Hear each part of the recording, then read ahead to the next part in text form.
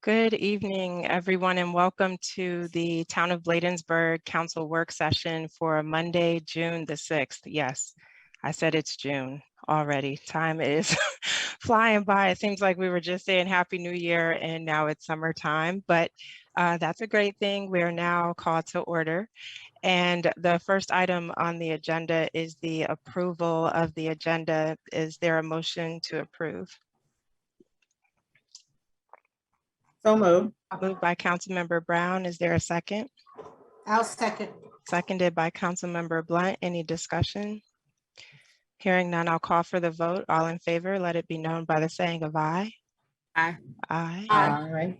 Any nays? The ayes have it. Thank you so much. So the next item is the approval of the work session minutes. And these are for the May 9th budget work session. Is there a motion to approve the minutes? So moved. Moved by Councilmember McBride. Is there a second? I'll second. Seconded by Councilmember Blunt. Any discussion?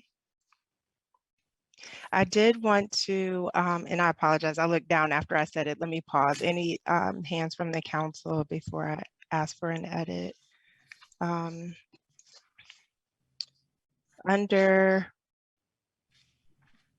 the minutes section number new business, so item 6, and right up under letter G, I wanted to ask if Mr. Charnovich wouldn't mind just to insert the language that was read, because that was the statement that the council approved to notify the public about our decision on LEOPS. And I just think in the record, it would be good to have that language.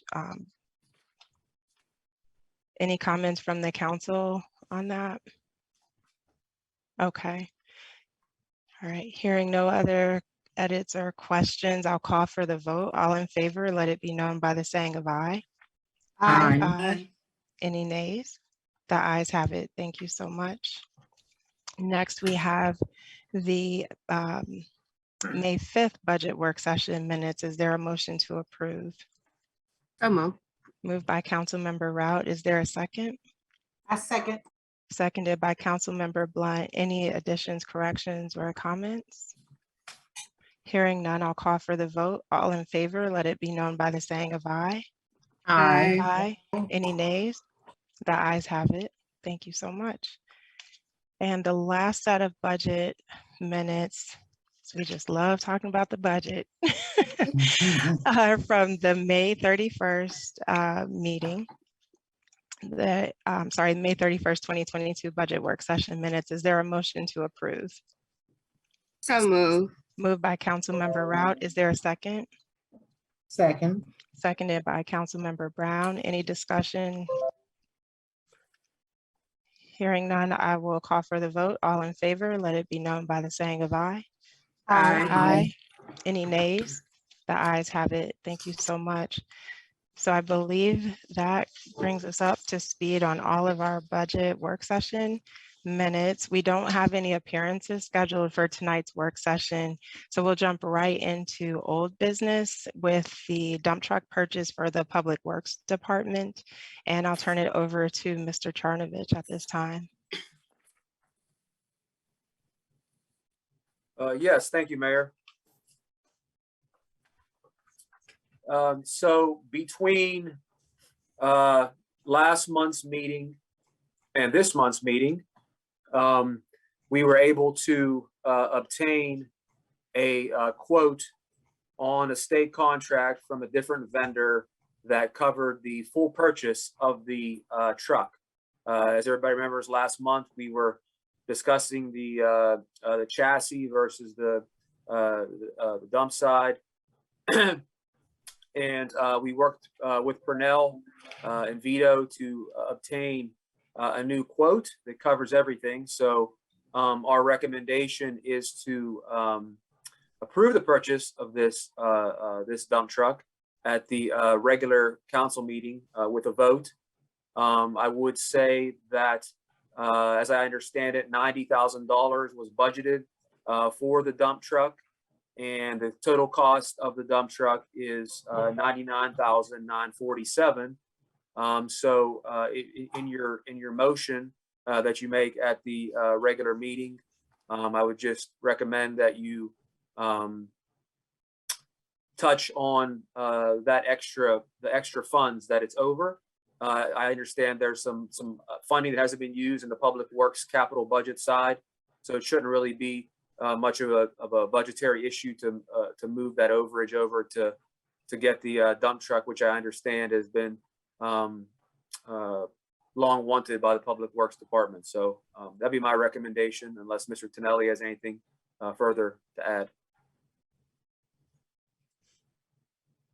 And then just understanding what the ask is for the council, did you have a specific recommendation where the council can include the line item to make up that difference?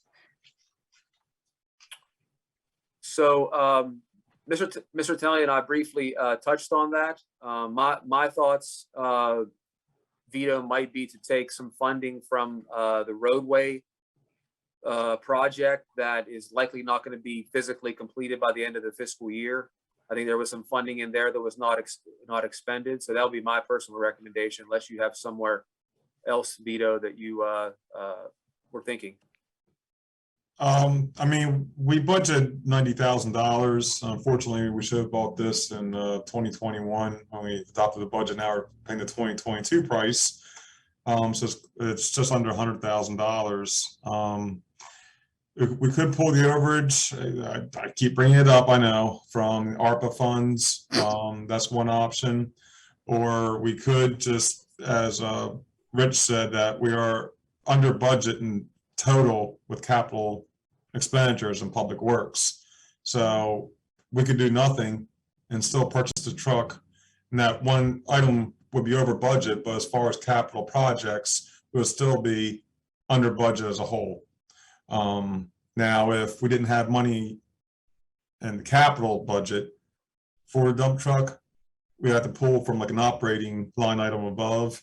But since as Rich said, that we're underspent in the roads project, which is capital, so this wouldn't have. So if we do nothing, pay $100,000 against $90,000 budget line item, we still have. It's easier if I could just share my screen real quick and I could just show you. Rick, can you enable me to share, or Rich? I think Rich has it? Rick has to do it. Thank you. Okay. Here's a public works budget for the year. You see down here in capital outlay. Can everybody see this? Councilmember Brown, can you see it? I know it's. That's tight. Unfortunately, I can't make this larger. I don't think. Yeah, that's good. fine. Okay. So you see right here, we have capital outlay. This was for the highway user projects, and this was for the dump truck, 90,000. Total budget $265. We've only spent $37,000 so far this year. Let me just update this, make sure it's. Yeah. So we've only spent $37,000 with a $100,000 dump truck purchase. The total here would be $137,000, and we have $265 budget for capital. So there's plenty of money there for capital if we don't do anything, don't pull from ARPA or pull the overage from ARPA. But you know, it's at the end of the day, we don't have to do a budget amendment because it's all in capital, and we got money there. Thank you, Mr. Tonelli. So while you have that up, I just want to take a look and see if anyone has their hand raised with any questions. And bear with me, I'm just scrolling. Okay, so council, please let me know if you'd be okay when I call for the motion. I will, along with asking for approval or a motion to approve the purchase, but ask that we pull the money from line item 6979. Does that sound okay with everyone, just based on the fact that we have that under capital outlay here? I'm just looking for the nodding heads as I scroll. Okay. Yeah. Okay, perfect. All right, so let me just note that 67, 69.79. Okay. And then Mr. Tonelli will just need to also include in there moving it to line item 6970. Yes. Okay, yes. got it. And if I somehow get those backwards, you guys slow me down and make sure I get it right. All right, thank you so much for that clarification.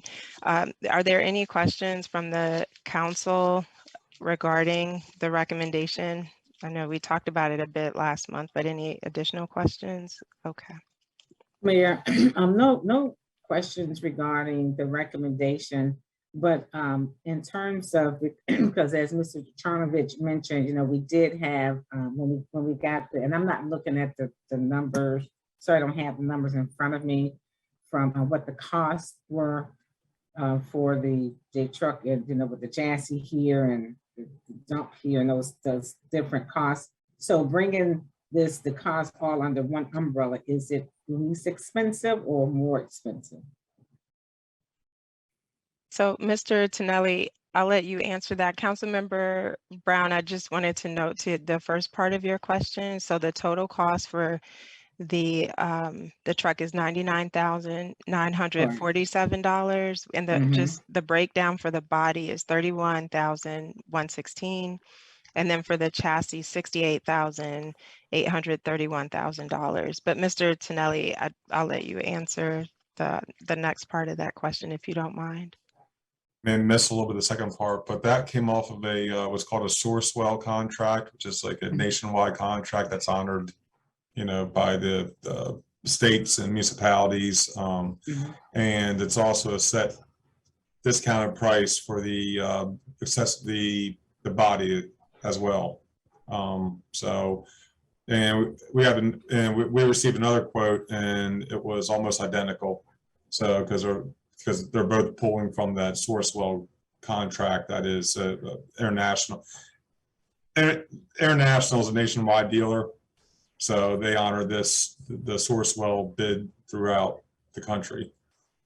Is that what you were asking? I'm sorry. Well, yeah, kind of, and well, one thing was there a state contract that we could purchase from, and then with all of the components combined at 99,000, is there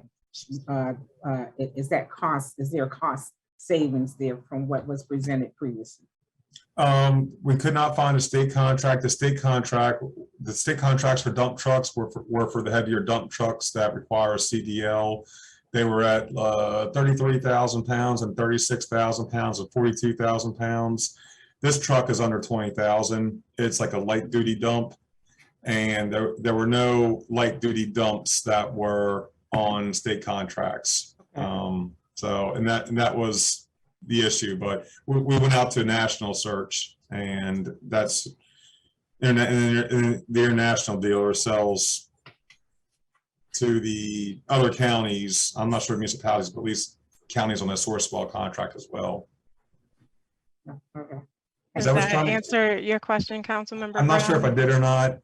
I mean, you did it. I mean, just real quickly, like I said, is it more cost effective? What was proposed initially and what's proposed now? Is it more cost effective with the 99,947?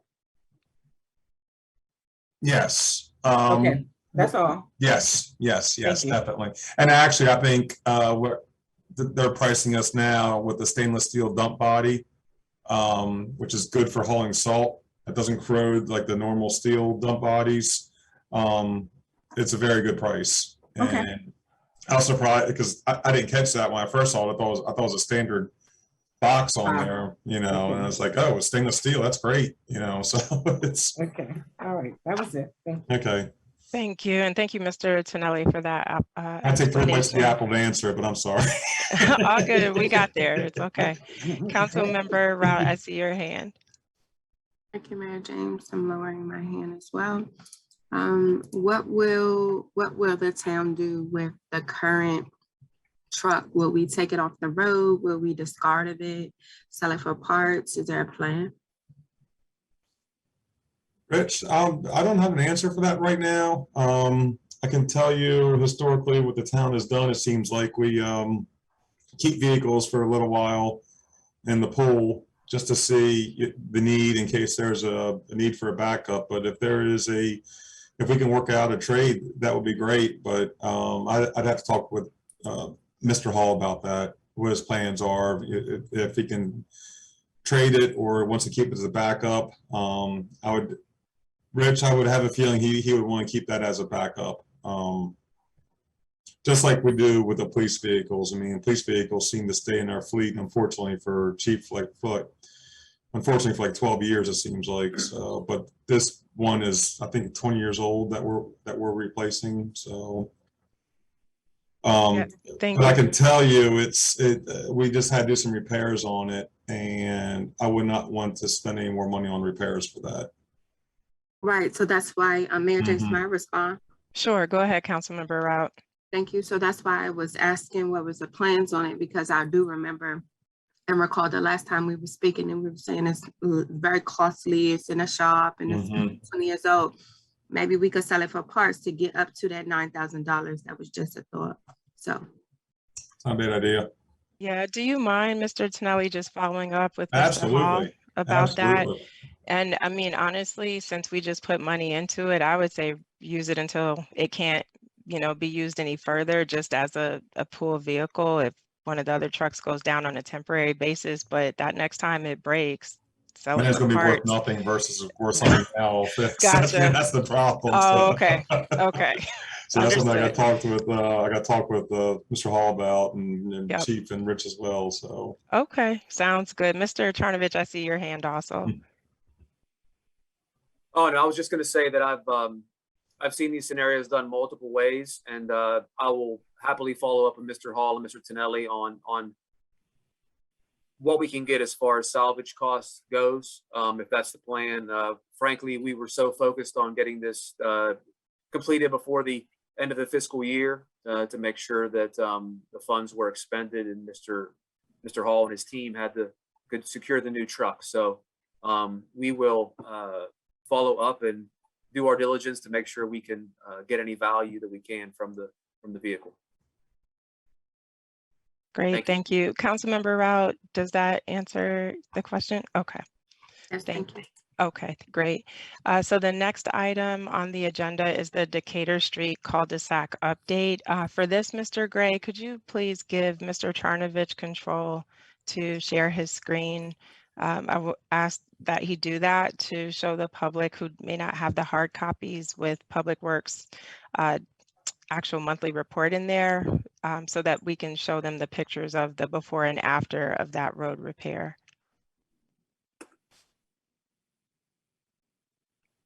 Mr. Charnovich, are you able to share your screen now? Do you have the controls? Yeah, one moment, please. Okay.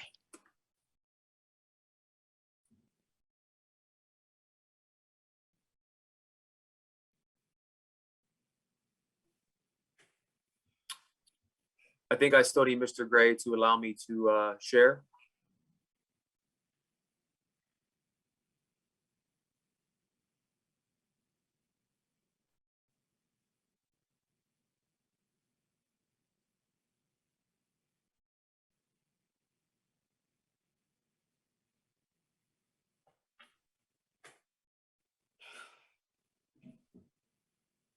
If it's not working, it's okay, Mr. Charnovich. Maybe we can just make sure we email out the information in the next e-blast just to highlight the road improvement.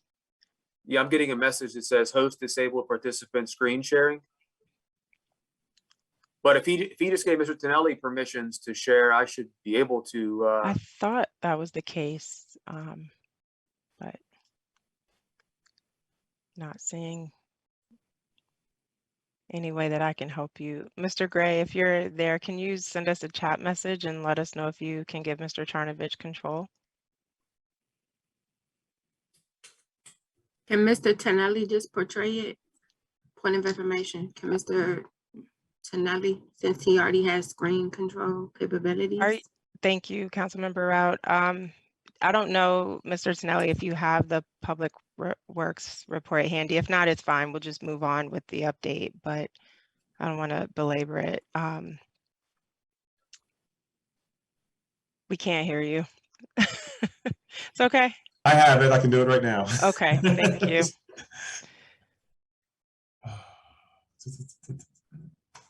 You see, you have all the power with the budget presentation, so none of the rest of us are allowed to share our screens. I, Can you There see we this are. now? I could do a quick Yes. lead in, Mr. Tonelli, while you're pulling that up. So, This one? Yes. yeah, last month, we approved the contract to complete this work on Decatur Street cul-de-sac. And kudos to Mr. Hall and his team for working very quickly with the contractor to get this done and accomplished.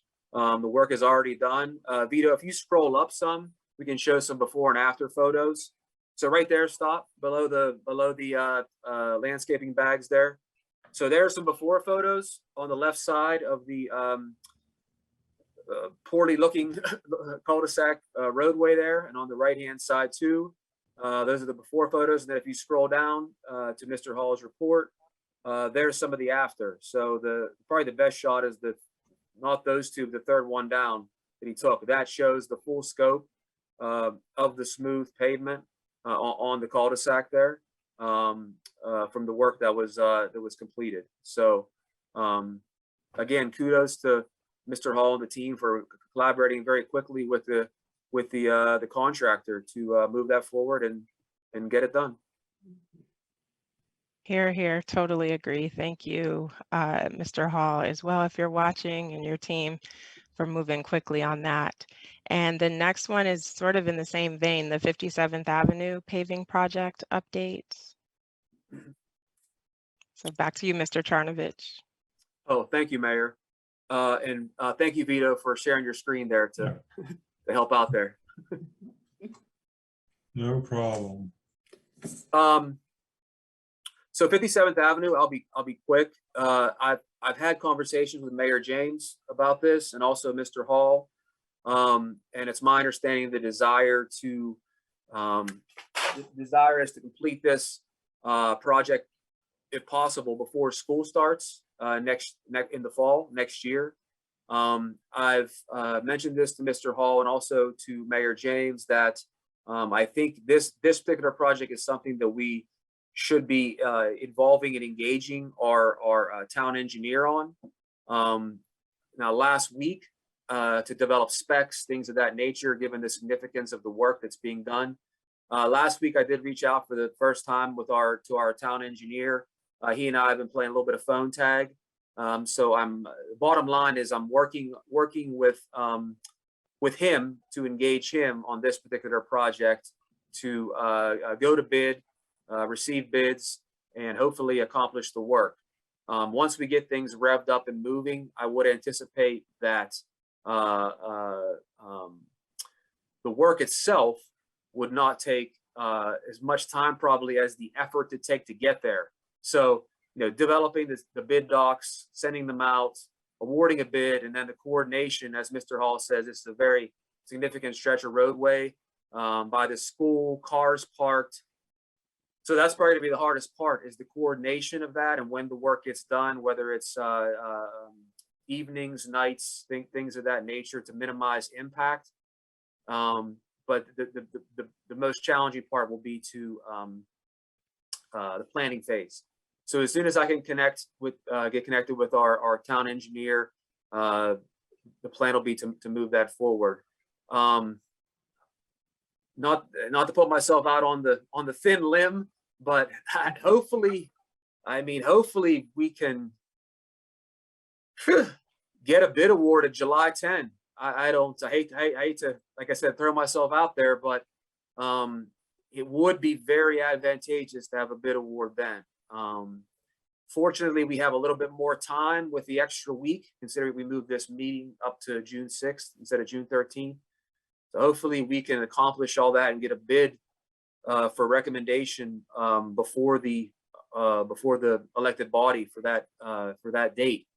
And again, this is a lot more significant of a process because the dollar value we're talking is probably, as I understand it, probably $250,000 to $300,000 is just a guess. I don't know. Bidding in these times, that is a whole different animal also. So with the cost of everything and inflation, I just don't know what to expect. So that's the update at this point. Happy to address any questions. Thank you, Mr. Charnovich, for the overview. I know we had this on the May 9th agenda, and one of our dear council members even explained the impact of this road to her personal vehicle and having to place it in the shop. And that's just, one example. There's many others. And so anything you guys can do to really accelerate that planning process, we don't want shortcuts, but I think it is a good goal. If we can plan to have bids for the council to review and approve on that July 10th meeting. And the reason I keep bugging these guys about it is because I remember 58th Avenue, and that was rough with the construction going on during the school year, all the buses, and it was a nightmare, and it created some unsafe situations. And just I'm trying to help make sure we don't get into that sort of scenario again. But I do see hands from the council, so I'll go left, right. Councilmember Rout. Thank you, Mayor James. I'm lowering my hand. So my question is for Mr. Charnovich, and given that I understand about we're trying to do it when school is out to minimize the traffic and possibly in the evenings. But to my understanding, there are a number of young people who live in the town of Bladensburg that will be attending like summer school or programs. And so there still will be some traffic. My question is, will there be coordination, or will you be putting it in the bid to coordinate with WMATA and the bus systems, just so that they can be able to, I guess, arrange or plan for either detours or anything to be, so that we can be able to get the information out to the public? So the short answer is yes. The longer answer is that I did talk with Purnell briefly about one of the first questions I typically ask whenever it comes to these large scale roadway projects is, how significant are we talking? You never want a full road closure, for one thing, for emergency vehicles. For one thing, you don't want, ambulances, things of that nature to have to detour and go all over the place. But normal bus service is a key too. So we need to coordinate with all of our partners that are involved in using that road. But Mr. Hall did tell me that it sounds like there's not going to be any closure of the roadway. So I guess there'll be flag men or flag women there to do all that, and we'll make sure they're all certified with the contractor. And a lot of times the civil engineer make sure all those key specs are in the spec docs that are done when it comes to setting all that up. That's a little bit of a longer answer, but the shorter answer is yes. We will need to coordinate with a lot of people, it sounds like, to make sure everybody's in the loop. And there will be delays, I'm sure, of sort to get the work done. But I guess as long as we give people enough heads up that these things are going to be happening, hopefully at least most people understand that this project needs to be done somehow, some way. So that's the plan. Thank you, Mr. Charnovich. Councilmember Brown, I see your hand. Thank you, Mayor. Just real quick, Mr. Charnovich. In terms of, I guess, bidding, do we include the Maryland Municipal League, because they have a lot of resources as well? So do we reach out to them as well when we're looking for certain, for some services such as these? So we can. Now, again, unfortunately, I'm not, I don't want to say this. So I'm not as familiar with our engineering firm yet as I have been with other engineering firms to date in my municipal service life. So I guess what I mean by that is this. So our engineering firm typically will have you know, like a list or some type of table or chart of the different contractors that, you know, work in this region, who are qualified and things of that nature, who are of quality, who an engineer will typically solicit bids from. Right, correct. So that is what usually happens. I guess the short answer to your question is yes, we could advertise on MML and reach out to MML. Mr. Charnovich, I Good. just, because I'm watching the time and we Sure. need to make sure we have a good chunk for the budget discussion, but just to wrap this up, I'll say, because we just went through this with 58th Avenue and that was a similar size project, we do have a pool of firms to put the bid out to, but if staff could just also reach out to MML to see if they have additional ones. I know Mr. Hall has the contact information for the folks who bid on that project, because again, that was a major one that cost several $100,000. So yeah. we And then, do. I'm sorry, Mayor, I know, and thank you for that, but the reason I mentioned the Maryland Municipal League is because they deal with the 156 municipalities, and they do have contractors, and they do have can give us some additional information. But I mean, I get it that we have some companies that we've already worked with, but Maryland Municipal League, they do provide that type of information and assistance to municipalities, and they should always be a go-to as well. Yep, agree. Thank you for that. So we're going to keep moving because I don't want to short the budget discussion, because we do have as our major priority for today the adoption of the FY 2023 budget. So I'll just give a quick summary of the next item. Let me restart the timer because I'm holding myself to the time too. So I did ask Mr. Charnovich to reach back out to SHA. This was in response to the community meeting that we had regarding 769C. And this is referring to the street over in Ward 1. And we just wanted to know where they were with the temporary walkway. For those who haven't been by, they have corrected the pothole situation that was brought up on the call. So that part of the street looks beautiful. There is a segment closer to the entrance of Bostwick House that is still being repaved, but again, they're working through it. They are also putting in measures to help with the drainage in the area, because they heard us loud and clear on the drainage issues on that roadway. But again, this is the temporary solution, and that bigger long-term project is on the horizon. And so what feedback we got back from SHA was that their traffic engineering and traffic safety department will not approve the project until they have a clear sense from Bladensburg and our community as to whether or not we want the walkway. And admittedly, from the community meeting, it was back and forth. So I can't even say in clear conscience that there was a clear directive to go this way versus that way.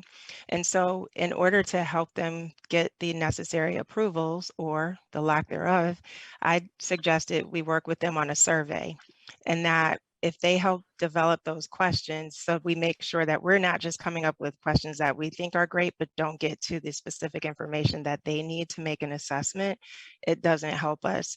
And so right now we're waiting to hear back from them on the questions in terms of just making sure it gets to the heart of what they're proposing. Councilmember Brown, I did forward over your question from when we talked last week in terms of would they consider an option to reduce any sort of congestion in the area to continue the one-way all the way out of town, so past Evergreen Cemetery, so that we're not having, as you mentioned on the call, that three-way backup at the stop sign.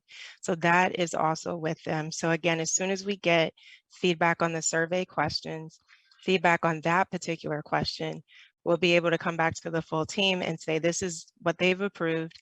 And then I did ask Mr. Charnovich to start thinking about how we can quickly get responses. And again, this is focusing on people in the immediately affected area, because frankly, it's not fair for me if I live on the other side of town, I don't even go that way, to dominate the feedback of the survey.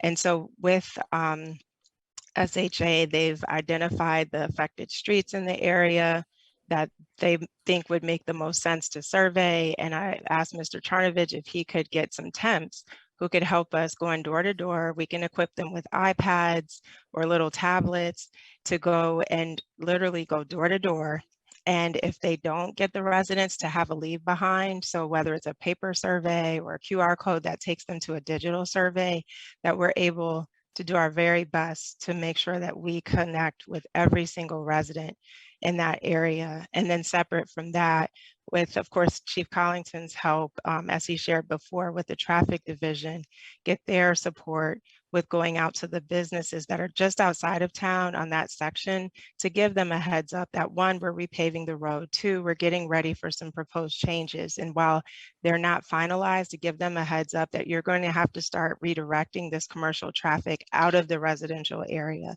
and have them using Kenilworth, because there will be ticketing, there will be officers monitoring. We have cameras coming to give them notice so they can let their staff and also let their vendors know to start paying attention to the digital sign notifications, once we, and if actually we get to that point. So I believe that was it. Mr. Charnovich, is there anything else from the update that you received that I may have missed before I open it up for questions from the council? You summed it up perfectly, Mayor James. Thank you. Okay. Thank you. Thank you. Councilmember Rout, I see your hand. Thank you. So I just have one follow-up question to your update, Mayor James. Will SHA be providing scenarios or briefs so that the residents in that area can respond? So let's say, for instance, will it be a one-way, this is what we're designing, would this work for you? Like, the design of the survey, I think, is very important, not to dictate how they're going to tell their story, but I do think that briefs and scenarios would be helpful so that the residents, if they can choose what's the best of, the worst, like no one wants a detour. Right, right. I'm sorry, it's gonna be a one-way street, sorry. So to that point, and I'm sorry, Councilmember, I am so sorry. sorry, hang on, Councilmember Brown. So to that point, Councilmember Rout, I did leave out, we did ask SHA to provide us with a brief summary of the project along with a map so that we can have Ray put that, I'm sorry, Mr. Jeffries, put it on our website so that as we're going door to door and talking with residents, the temps can have the map with that write-up, explain it to them, show it to them. And for those, because I am worried that we will miss people, whether they ran to the grocery store, whatever. So we want that leave behind, which shows the map, the summary above it of what this project is and why we're doing what we're doing, and having a QR code to take them to this site where they can just do the survey link, or they just write it out and ask them to drop their feedback at town hall. So if you don't have a computer, it's no excuse. We still want your feedback. Fill this out, and it will be in English and Spanish. I did mention that to Mr. Charnovich as well. But I think you're right. There needs to be a narrative to really explain it. Otherwise, the questions won't help us arrive at where we want to be. Thank you for that. Okay, so let me restart the timer on the next item. So that completes everything under old business. Want to move right over to new business. I believe Mr. Jeffries is not with us, so we'll have to table, if everyone's okay with this, the 280th anniversary celebration. This was an update from Mr. Jeffries. The next item is the Summer Youth Passport Program from Councilmember Rout. Thank you, Mayor James. Thank you, Mr. Charnovich, for adding this on to our agenda. We received an email from Ms. Ross with regards to the request from the Office of the County Exec for us to host some type of youth summer passport initiative or experience for young people ages 12 to 15 that will be able to pursue any type of new interests or skills and make new friends. So the purpose of this is just to really get young people all over the county exposed to different things. So there will be STEM projects, health and beauty, mental health, trades, entrepreneurship. And it's really supposed to be engaging and interactive. And these young people, they sign up and then they have adults to help them with these experiences. And so the ask is for municipalities to host an experience. So it can be like, we can go down to the Anacostia watershed and we could learn, we can, do something with our partners. We can go up to eco farms and they could learn about the farm, and they could, you know, maybe pick some lettuce and taste it and clean it, you know, or it's something experience, but they want the municipality to work with the Office of the County Executive to pick the project for at least 25 students, ages 14 to 15. We can pick the date, the time. The activity has to be like 2 hours long, and it can incorporate history, famous trivia about our municipality. It can be hosted at our town hall building. They will provide transportation, and then they are encouraging light refreshments. We don't have to, but they're encouraging that. And they need to know this by Wednesday, June 8th. So what I was thinking, since we have the Bostwick House, we should be able to, since we just got this money, you know, we need to grow some support around our Bostwick House because it's about to be great when we're done with it. I was thinking we could have them do a tour, understand the history. We could play our movie. Maybe we could start at Town Hall, play our movie that we did for Black History with Councilmember Brown and Mayor James and the other committee members. We could play that movie, then they could go to the Bostwick House, learn about that, and they could have a picnic, you know, in a grassy area, you know, the safe part of it. I was just thinking, work something around our Bostwick House and maybe do some like cleanup around it or something. I don't know, but I was thinking of Bostwick House as far as an experience. And then a fun part, maybe they could walk down to the waterfront park, which is right around the corner, to be able to, I don't know, hang out or do something, maybe do a yoga class, a belly dancing class. I do have a yoga instructor that did the Mental Health Awareness Day that will come back and do it for free. So that's just tossing out some ideas. I know we don't have a lot of time. I yield back. Thank you, council member. But that is right in line with what I was thinking about. How can we engage them with the Bostwick? But I was thinking about putting them to work. I mean, fun, yes, that's a part of it. But my thought was because of the water situation on 769C, if perhaps we could do something around the sustainability. So maybe installing rain barrels to help capture some of the water, because summer is here, which means summer storms are right around the corner. And as you know, SHA is trying to help with that area, it gives us a chance to do something to support that effort, but also, like you said, highlight this beautiful asset that we have in the community. So I think it's a wonderful idea. And, you know, if it's okay, I'd love to help you out with that, or, you know, if another council member wants to help plan it, but I think it's a wonderful idea and appreciate you adding it. I know that the decision is due, or the write-up, on June 8th. So if you need help with that or anything, just let me know so we can get back to them. But as you were, so I'll write it up and then I'll send it over to you, and then you can add the water piece, because I'm gonna be honest, I'm not too knowledgeable about that, but I can write about the history and that part, and then I'll just take the waterfront part out. The waterfront, we'll just have them do the work and experience a light tour and then have lunch there on the ground. That sounds perfect. And I was thinking too, it may be safer for them if we don't take them from this site walking up to the waterfront, just because of the age group, 14 to 15. Maybe we just keep them there. But okay, I will stand by and work with you on that. But just judging by the council, it looked like everyone was on board. Yes. Okay. All right. Thank you again, Councilmember Rout. The next item is the conversion from Rackspace to Microsoft email system, because many of us have been complaining about Rackspace. So Mr. Charnovich, over to you. You see the head shaking? Did you see the facial expressions, Ms. Blunt?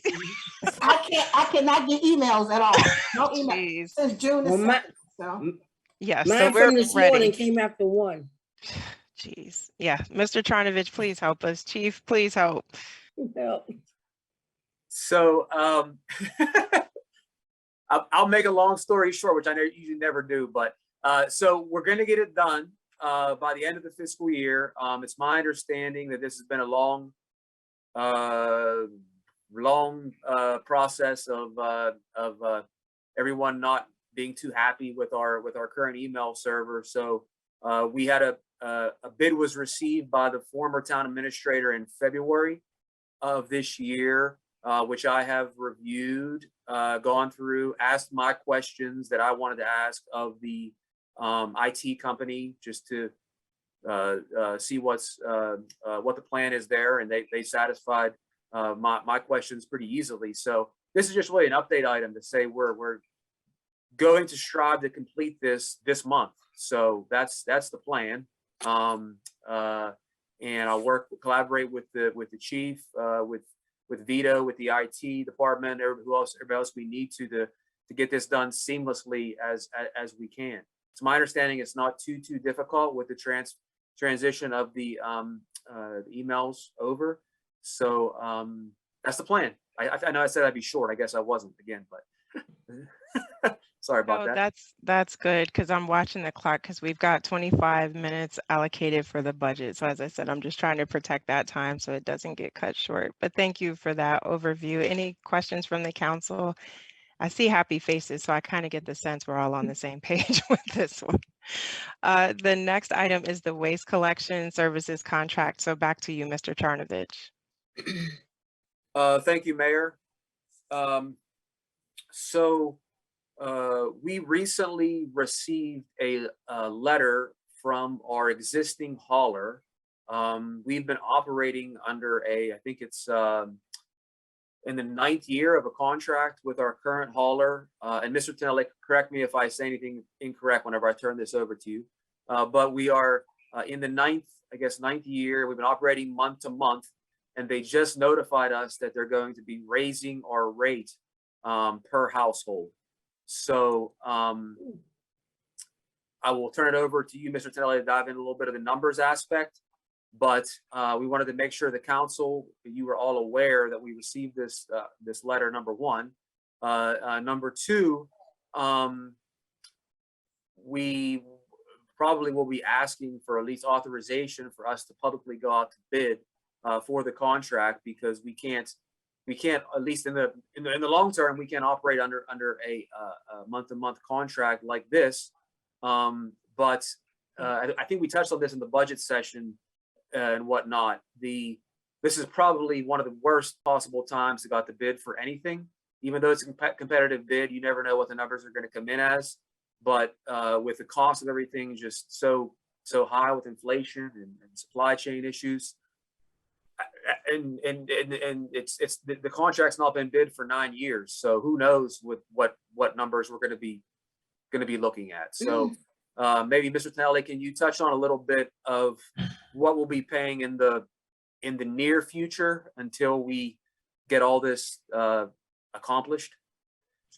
We're looking at roughly about 9,000 extra a month, but we've been very fortunate with our current vendor, because the previous administrator started this bid process, and it was pulled, and we talked to the current vendor, and because of the start of COVID, this is how far back we talked about starting the bid process. They just kept us at the same level, which we're very fortunate. So we've been at the same level now for over it's actually just about exactly 2 years. So they've been very good to us to honor the previous pricing, but as everyone knows, with the rising costs of diesel and also the tipping fees at the dump have increased substantially in the last 2 years. They finally came back to the town to pass these costs back on to us. So I guess I was expecting it and was hoping it wouldn't come, but I knew it was going to come eventually. So as Mr. Charnovich said, though, it's we would be going out at about the worst time, but there is a state contract for trash service for municipalities. So, and we can look into that. I think it's substantially more, but we could still maybe bid that out again, even though there is a state contract, just to see if somebody will, who needs a business may come in lower than that.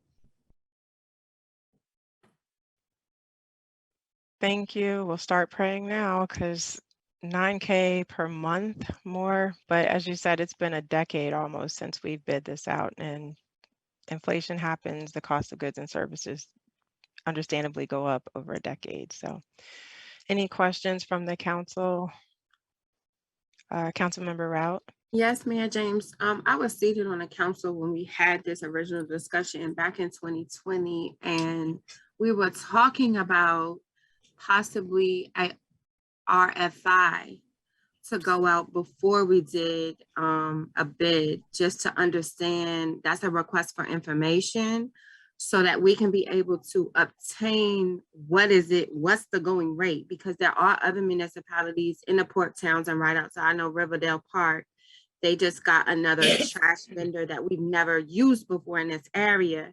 So I know that is some work, but I do think it's worth us doing a request for information for the amount of households we have, just to understand, so it's not a sticker shock to us, so that we can know, since we haven't been bidding this out in over 9 years, 9+ years.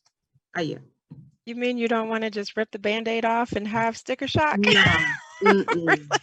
No. Councilmember Brown, go ahead, please. Thank you, Mayor, and thank you, Councilwoman Rout. Now I understand RFIs and RFPs, and I also understand that they're both time consuming, and if we go after the RFP, request for proposal, and get or bid, then I mean we'll get a comparison. Now, what we can ask for, if they're responding into a bid, is to ask for a technical piece for them to attach, and then that will give us some different, additional breakdown information, as opposed to, putting all that work into it, and you want to do a request for information, do a request for bid. This is something else to consider. Great, thank you for that, Councilmember Brown. And I do understand both are laborious. So if we're going to have them do it, maybe just go ahead, do the RFP, like you said, request the technical information to be accompanied, and then we just do this once. We're not going back twice. So Mr. Tonelli, I see your hand before we move on.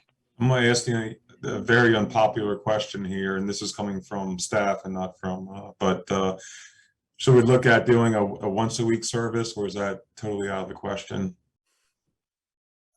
Excuse me, I'm sorry, Mayor. You can answer, but no, it's totally out of. You said once a week? Yes. Because we're doing twice a week, right? Correct. Yeah. Yeah, because we tried that once a week before. I know. My apologies, Mayor. And that once a week, it did not suit well with the residents, and they were very dissatisfied and very. That's what I heard. I just want to put it out there again. Okay. But my understanding, though, is because I think we have to throw everything on the table, and we have to recognize we are where we are and make the tough decisions.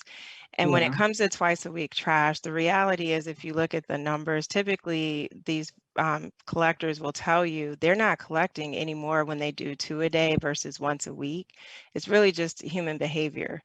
We get accustomed to what we get accustomed to. And when we had the once a week trash, I remember that the days were different, we adjusted.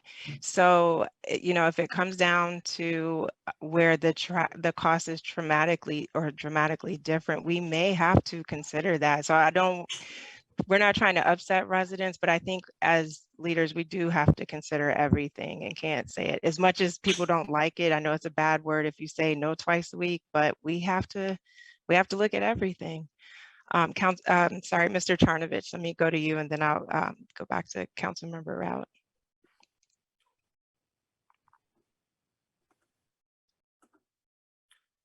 Oh, I was just going to say that at least administratively speaking, first off, I give Mr. Talley kudos for even asking that question. So I agree, but I would just say that at least administratively speaking, I don't think there's any harm in us when the RFP is developed, we can ask for both options, and you can so you can review and assess the difference, and then the RFP can outline and say we are going to pick what we want to pick 2 times a week as we currently have, but they can also bid on once a week.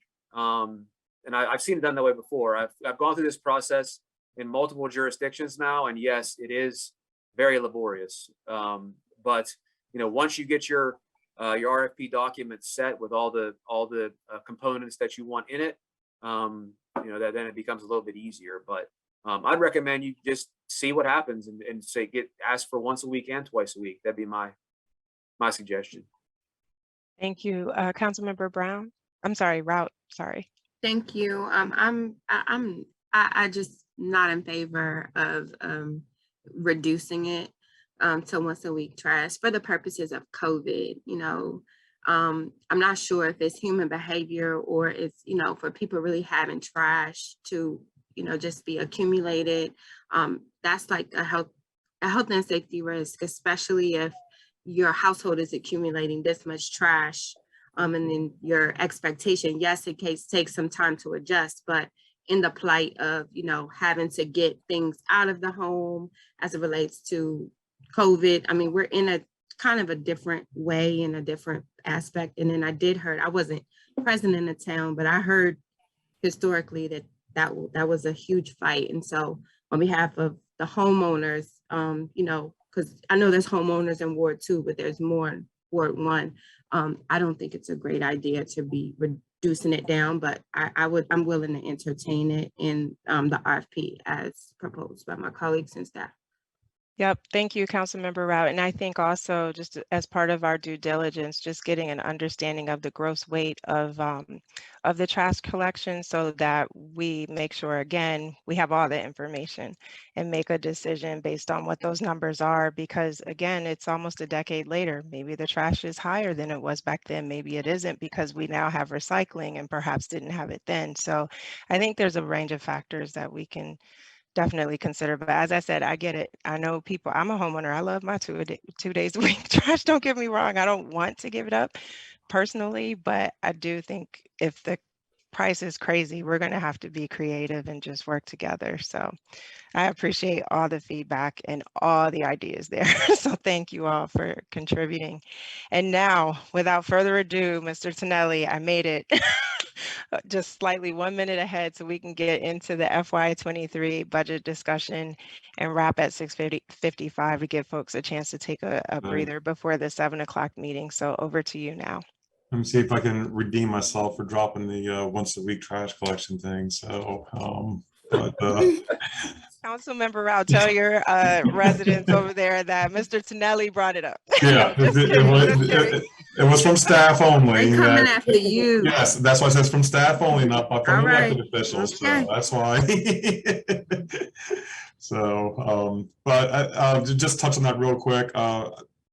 Mr. Hall was not a fan of it because he said you're picking up twice the amount of trash on one day, so it's you still have the same amount going to the dump, and that's the largest cost is a tipping fee. So, but I'm not a trash expert. I'm just looking at any way to. It's easy to look at the numbers, but it's also not so easy when you bring in the other factors, of course. So it's okay. Let's talk about the budget. Let's talk about the budget. Let me share my screen here. Actually, I'm going to share another screen. I think I should share the narrative that I gave everybody, the budget summary. Everybody have a chance to read that over the weekend. We made some changes. Can everybody see my Word document? Okay. Mm-hmm. Yes. We made Mayor and Council proposed some changes last week, and this narrative explains the impact on the budget. One of the things that we did during the meeting was to do a 20% increase to the law enforcement officers, and this is in addition to the COLA and merit that was budgeted. So, and we also added the cadet program, and the total increase to public safety was over $463,000. This was going to put pressure on the transfer from fund balance. So talking to Mr. Tarnovich and the mayor, we just see if we can pull this from ARPA because of the large amount of money and the impact it would have on transferring from the fund balance. Public Works, similar, did a 10% increase for the Public Works employees because as Mayor and Council talked about last meeting, in trying to bring their wages up, they were very low when I came here, and Council's done a great job bringing them up and to be competitive as well. So there was a total impact of $37,000 increase. We charged the bulk of that over to ARPA again to take the pressure off the transfer from fund balance. In both those instances, the increase for the pension cost we kept with those department budgets because you can't fund ARPA. ARPA cannot fund pension cost. So we moved we kept the increase in public safety, the increased contribution for the pension, we kept with public safety, and the increase for the pension contribution because of the salary enhancements, we kept with Public Works and did not charge that to ARPA. The transfer from fund balance, we started at the last draft with $619,202 to balance the budget, meaning revenues were short of the total expenditures. So we have a transfer from the fund balance to balance out the budget because by charter, we have to have a balanced budget. With the increases above, what we didn't pull from ARPA increased the transfer from fund balance to $667,678. And you can see from here that we're using 10% of the fund balance, which is a savings, to balance out the FY23 budget. Now, ARPA, American Rescue Plan Act, the items that we talked about were to increase the funding to the 3 senior buildings at $1,000 each. This is on top of the $1,500 funding to the 3 senior buildings under the Mayor and Council budget. So we increased this to $2,500, and $1,000 of that was coming from ARPA to keep that $1,500 there in the Mayor and Council budget, so it's always there and it has been there. And we balanced out the community assistance, the $281,000. That's really a placeholder for now because we talked a lot about the business support, residential support, food insecurities, rental assistance, mortgage assistance, utility assistance. So this is a placeholder here for all those funds. And as again, ARPA manager in here, if we need more, then we can bring in more ARPA funds if the programs really take off that we're hoping to. So this is a placeholder to balance out what's being pulled from ARPA at $1,140,000. And that $1,140,000 that we're planning for FY23 on top of the $350,000 that we spent or obliged for FY22, we'll use about sorry, 30% of the total ARPA award through the end of FY23, just based on the current budget. And the ARPA funding goes through December of 2024, which would be another fiscal year and a half. So we spent 30, so we have obliged and budgeted to spend 30% of the funding through the end of FY23, which is July 23. Another fiscal year is FY24, that'll take us through June 2024, and half of FY25, which will be December 2024. I know it kind of sounds, so, but 30% of that will be budgeted or used based on what we talked about through the end of FY23. We have some other considerations. Mayor and Council salary, I brought this up.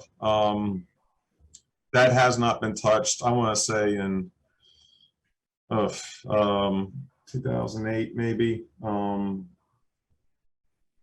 At least 14 years, I would say. And as we talked about COLA and COLA going up every year, this has not moved. And I was an elected official before. You put in about full-time job on top of your full-time jobs. So I was hoping we could do something with the mayor and council salary, but because of charter, we can't do it until after this can't be done until after the next general election. So, and that wouldn't hit this fiscal year because the next general election is October 2023, and that will be FY24. And if the mayor and council does change it through ordinance, I think there also should be an inflationary factor in there as well with COLA, just to keep it, just so it stays, just so it keeps up. And we call it a salary. It's so low. I call it more of a stipend. It's not a salary. It's more of a stipend that's taxed. So that's, and so those were the changes. And I'm going to stop sharing this screen and go into the summary budget for so much of my time too, Mayor. Because I would like some discussion. So this is what the budget looks like, and any changes we do, anything we talk about at the next meeting, I'm going to knock out those columns to say like April year-to-date and variance and projected year-end, because I want a clean budget document that we can pass with ordinance at the council meeting shortly. So this is how it looks. You can see that in the revenues, you have a transfer from fund balance, the 667, 678 that we spoke about. We have the ARPA expenditures that we spoke about. If the mayor and council wants to make changes or approve it, those are the ARPA expenditures over here, and it's offset by the federal funding up here, which is the ARPA money coming in. That money, half of that award money is already here. It's in a separate bank account. Then as we spend it, we just transfer it over into the general account. So that's why, so they advanced everybody 50% of the funds, and we just transfer in what we actually spend. The balance stays in the interest-bearing account with the Maryland local government investment pool. And I'd like to stop there, so I invite some Mayor, turn it back to you for some discussion. Thank you, Mr. Tonelli, for just summarizing the changes that we came up with in the May 31st budget work session, which was held on last Tuesday. And I also want to just give kudos to Councilmember Rout, because when we were talking after the meeting, we were both very concerned about that fund balance and not having an extreme number there. And so in that discussion is when she recommended, how about we use ARPA funding for that? And so I did share that feedback with you and Mr. Charnovich, and just explain the only thing is, I know we can't move the pension costs over there, but even still, I think it's a great solution for making sure we meet the needs that were brought to the light, and then also just being compliant with the requirements for ARPA. I do appreciate the feedback about the mayor and council salary being what it is since roughly 2008. Just looking at the price of gas in 2008, I'm like, whoa, compared to today. And clearly we love serving. We're not doing this to be famous or rich, but it would be nice to, you know, have that number go up as well as we're talking through things. But all in all, like I said, I'm glad that we were able to accomplish the objectives that we identified without blowing up that fund balance and making it well within the range of where we started out, which was the $619,202. So from the council, any questions or feedback regarding those changes that we had listed out last week? Yes, Councilmember Brown.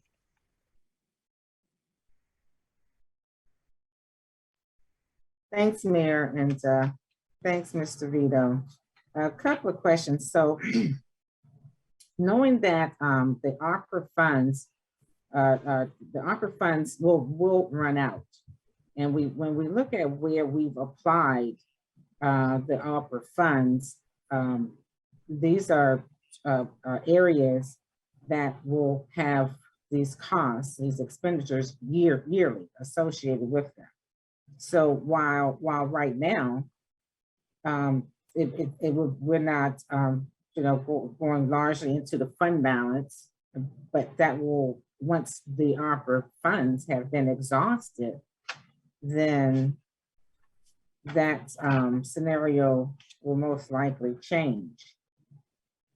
And then I'll let you, and a couple of things too, and you can chime back with that, on that, Mr. Vito. And then also with the cadet program, I thought we mentioned one cadet and just seeing what the numbers, what that looked like. But you have two here, and I guess you could just do the math and break it in half, split it in half. But that's concern from a fiduciary responsibility. And I know that we all are definitely, concerned about that. And then just overall looking at how much of the ARPA funds are really going into direct assistance to the residents. Yeah, so. Thank you. Thank you, Mhm. Councilmember Brown. Mr. Tonelli, do you mind responding?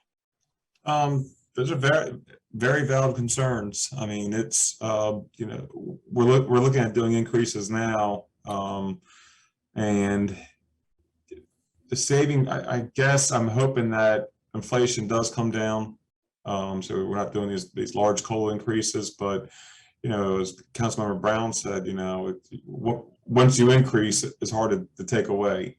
So we have 2.5 years to find replacement revenue sources. And we looked at, the good example is the increase to police officers, and for the cadet program, we're hoping that these traffic calming measures and also the ticketing software and program that is going to bring in additional revenues. That's what we're hoping for.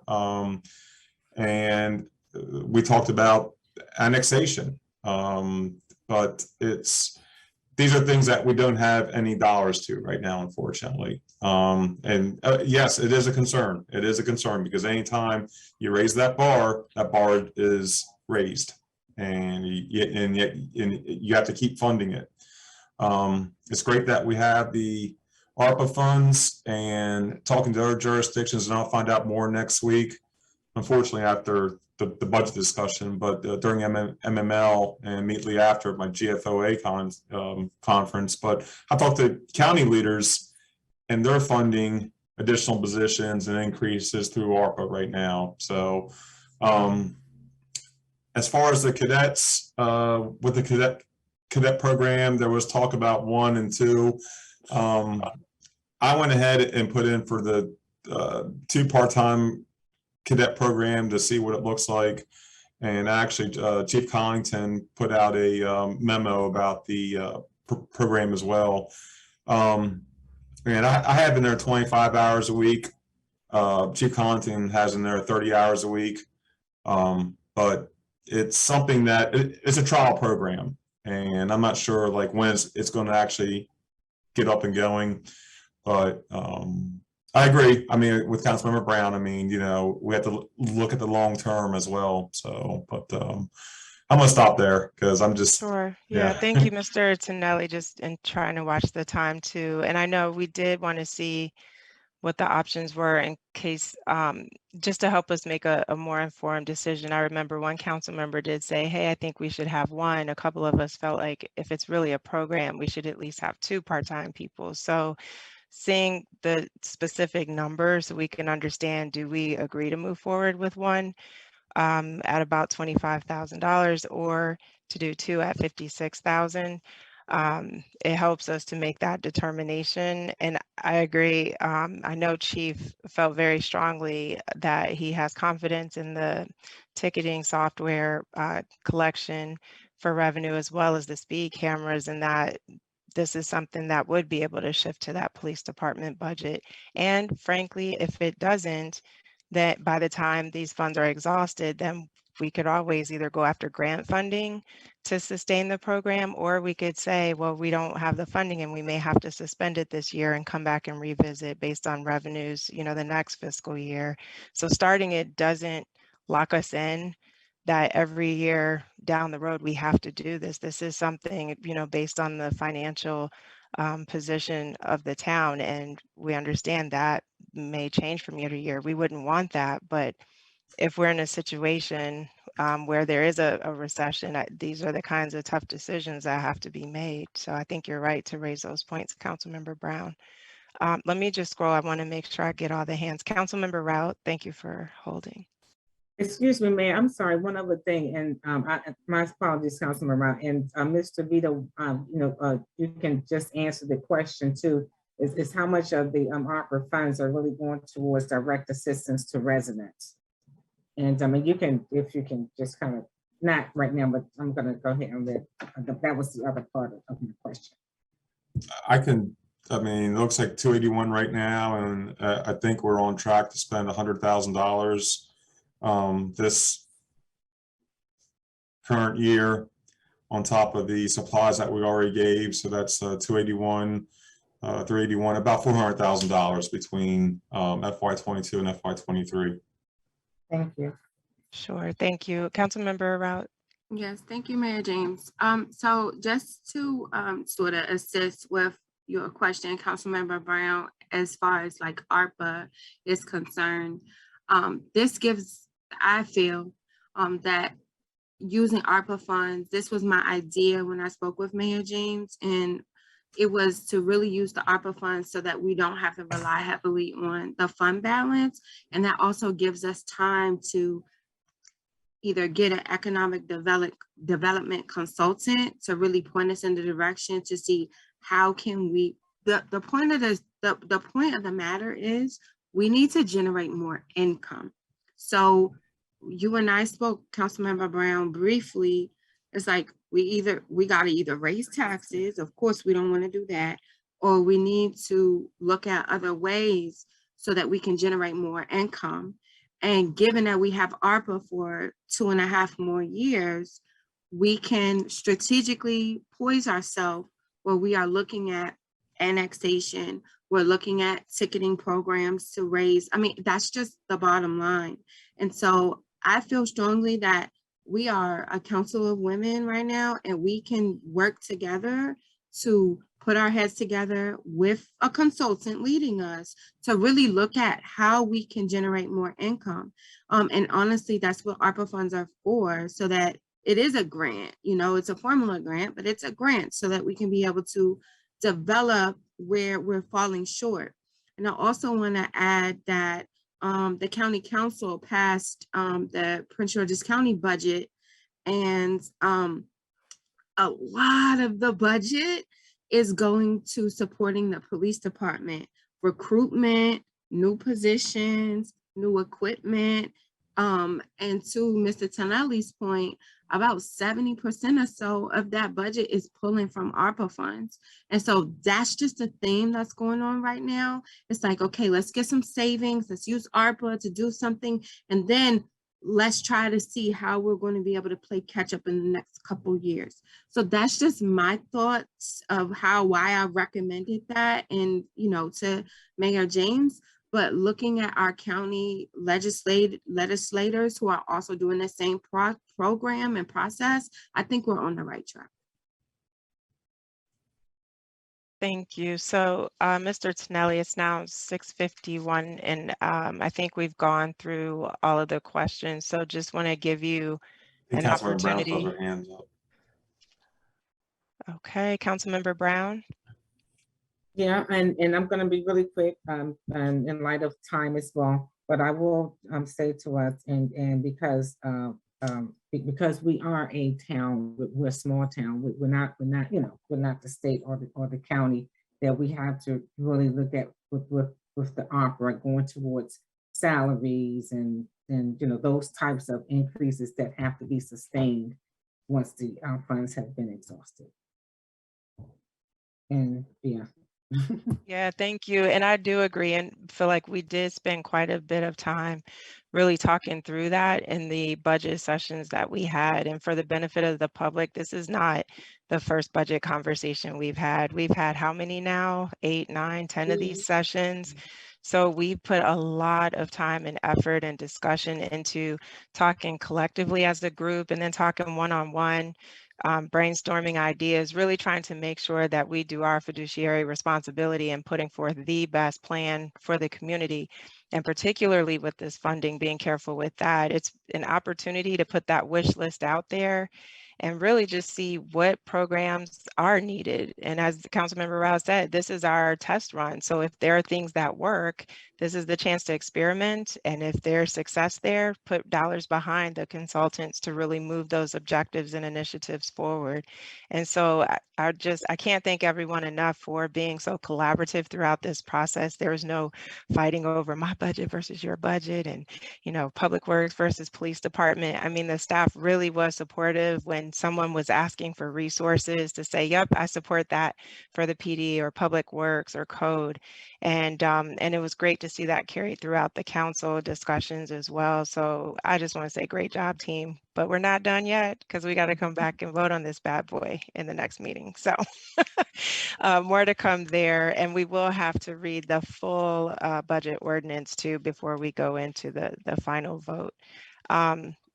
So Mr. Tonelli, it is 6:53. Any other points that you wanted to make for the benefit of the council? No, I appreciate the questions. I really do. And of course, all the discussion. I mean, this is, for staff to put it together, but it's a mayor and council budget. This is your, this is what guides, your ideas and everything. So, and it's, and I appreciate Councilmember Ralph for the help there on answering that question with the ARPA funds. So, Yes. Can you tell she does a lot with grants? yes, I know. Yeah. And I'm trying to talk quick. I'm watching the time. I'm Yep. like, she has her hand up, so I'm trying to finish this off quickly so I can get to her. So, it's always a process, and as Mayor James said, as we see things work with the ARPA funding, with the community assistance, right now that number is a placeholder, so we can always increase that number, just be offset by the amount of ARPA money that we will transfer back in to offset that. So hopefully there will be, as Councilmember Brown wants to see, more community assistance, and we're hoping that we can keep building that. So because everybody is in need, and we talked about it, and we see it every day. So, but that's all I have, Mayor. Great. And then just point of clarification for the council too, because there was the remark about agreement to have one cadet in the cadet program. Personally, I feel like if it's a program, we need more than one. And so appreciated talking that through with Chief Collington after the last budget meeting and understanding he was looking at 2 part-time individuals to do that. So one, it strengthens the program because now they can work different shifts and give more coverage to the programs that he talked about. So just wanted to make sure that everyone understood it was not for one full-time employee, but really for 2 part-time students to be a part of that program. Mayor James, I'm the one that recommended 1, and I was in support of 1 full-time, but I agree with Chief Collington after speaking with him that 2 at the part-time level would be the equivalent, and I'm in support. Absolutely. Thank you. All right. So that, I believe, takes us to the end of tonight's discussion. So I'll call for a motion to adjourn. So moved. Moved by Councilmember Blunt. Is there a second? Second. Seconded by Councilmember Rao. Any further discussion? Hearing none, I'll call for the vote. All in favor, let it be known by the saying of aye. Aye. Any nays? The ayes have it. Thank you so much. We're adjourned and we'll see you back in about 3 or 4 minutes. Thank you.